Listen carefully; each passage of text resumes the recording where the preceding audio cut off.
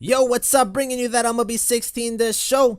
It is time for the July recap, so let's get into it. In the month of July, we finished with a record of 14-10, which is a winning record. That is great news. The last 2 months of the season, we had losing records, so we're kind of on the right track right now. Our highest win streak was 4, and our worst losing streak was also 4 for the month.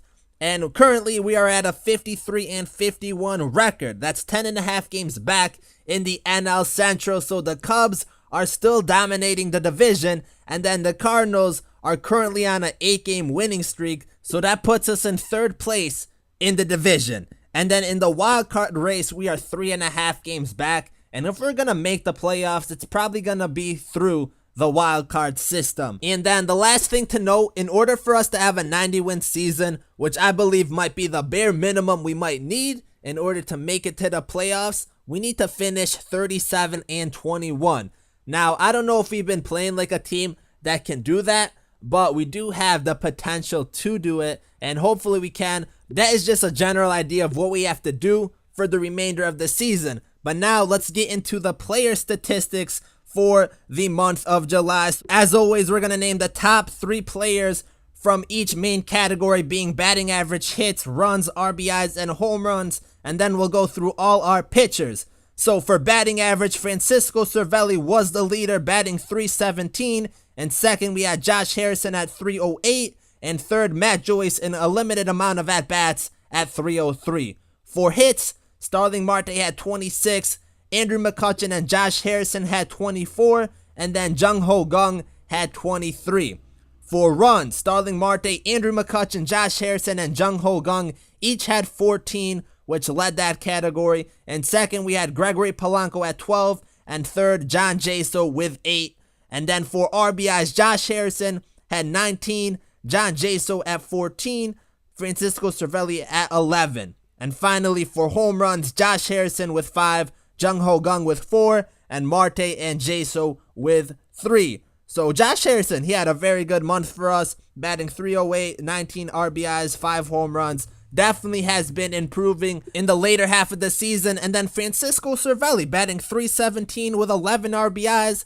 Very nice right there. But the problem with our hitting is that we've been very inconsistent. Basically, it feels like the team takes turns for who wants to be the best hitter of the week or the month. If we can be consistent and everyone be on the same page, we can easily get that 37-21 record that we need. We'll see if that happens. But now, let's move on to our pitchers. So Gerrit Cole had a 2-2 record. His ERA went from a 3.66 to a 3.11. He had 34 strikeouts. Francisco Liriano, who's pitching right here and had a hell of a game, went 4-0. ERA going from a 1.84 to a 1.61. He had 40 strikeouts. Locke had a 1-3 record. ERA going from a 4.22 to a 4.27, so went up a little bit. He had 15 strikeouts. John Neese going 2-1. 3.98 ERA going to a 3.60 with 16 strikeouts. And then Juan Nicasio, 0-1 record. His ERA went from a 3.47 to a 4.01, and he had 18 strikeouts. And then our closer, Mark Melancon, only pitched 4 innings. ERA went from a 2.73 to a 2.37. He had 4 strikeouts, had 3 saves. So in our 14 wins, only 3 saves. We don't really have that many save opportunities. But now for the bullpen, Glasnow, 0-0 record, ERA from a 3.86 to a 3.92, went up a little bit, but he had 14 strikeouts in 11 innings pitched. Vogelson had a 1-1 record, ERA from a 3.56 to a 3.44, went down a little bit, 5 strikeouts.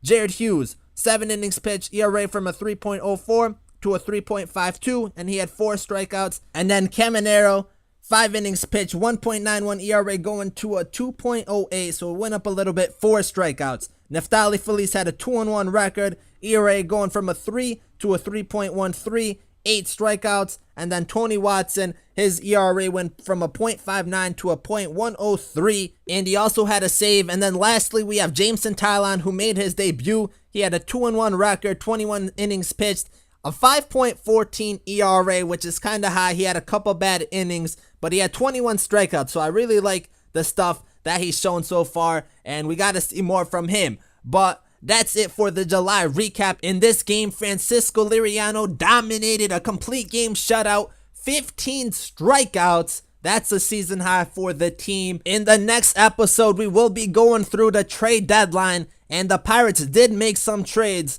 that will impact our franchise, so we'll talk about that. But thank you guys for watching. Like and subscribe if you enjoyed, and I'm out.